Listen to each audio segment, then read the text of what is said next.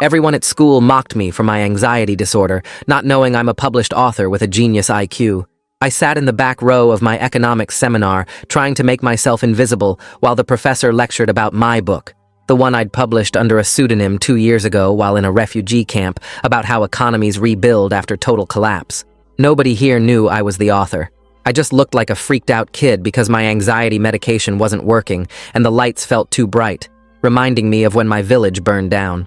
Professor Mitchell noticed my shaking hands and announced to the class, "Looks like someone forgot to take their crazy pills this morning. This is what happens when admissions lets in charity cases who can't handle academic pressure." The entire lecture hall turned to stare at me while I tried to steady my breathing. "Maybe you should go to the counseling center instead of wasting everyone's time here.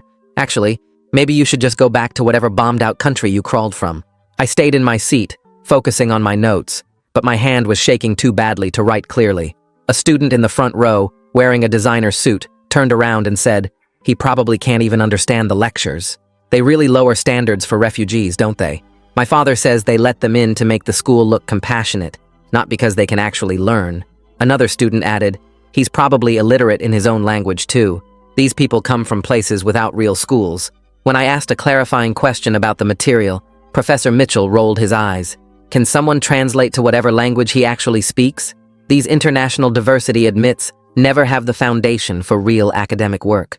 He wrote my question on the board in deliberately broken English, adding random grammatical errors. "This is how you sound to us, like a child trying to speak.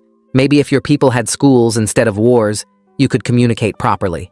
During the break, students surrounded my desk, and one poured coffee on my textbook, then on my notes, then grabbed my laptop and poured it there too. "Oops, but you probably stole this stuff anyway.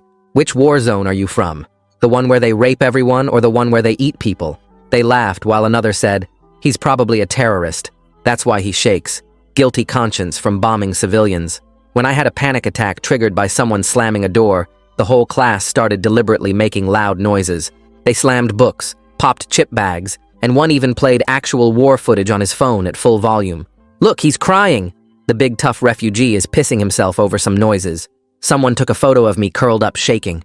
Professor Mitchell didn't stop them, instead saying, "If you can't handle normal classroom sounds, you belong in an asylum, not a university." A girl pretended to be sympathetic but said loudly, "It's not his fault his whole family died and his brain is broken. Some people just aren't meant for civilization. He should be in a psychiatric ward, not taking spots from real humans." She grabbed my face and forced me to look at her. "Poor thing, you tried so hard to pretend you're people, but we can all see you're just a damaged animal." Professor Mitchell assigned group work and announced, "Nobody has to work with him."